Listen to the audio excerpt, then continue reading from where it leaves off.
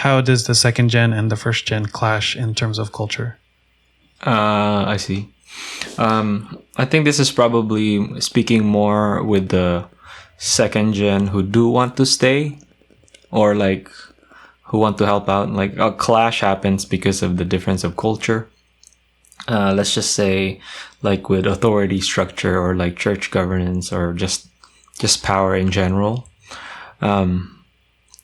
They're more American in the sense that it's more individualistic, or they look more in your, not at your age, right? Like Filipinos would,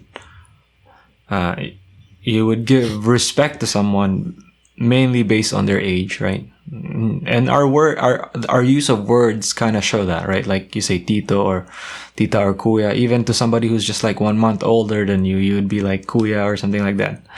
You kind of give this respect just because they're a little bit older than you. But with second gen, respect is more of like your skill or how capable you are. I mean, obviously, because they grew up in the Filipino church, they still say kuya or tito, and they have an idea of what it's like to show respect, right? They can survive and they can adapt.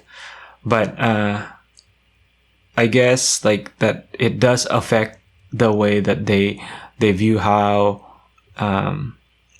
the church should be structured. So like an example would be like a youth leader, right? Like because they're second gen, a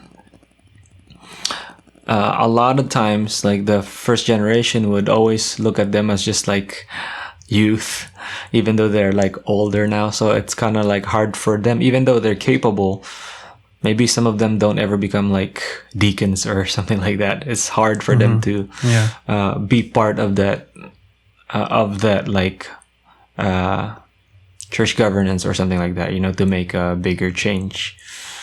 But somebody who's like maybe just like not someone who has not been that involved maybe at the church as long as that youth leader, just because they're a tito and they have kids and they are like part of that leadership already. So I guess I'm just saying like it's harder for the second gen to have some form of influence through being part of the leadership, besides just being like a youth leader. Yeah. I can relate to that.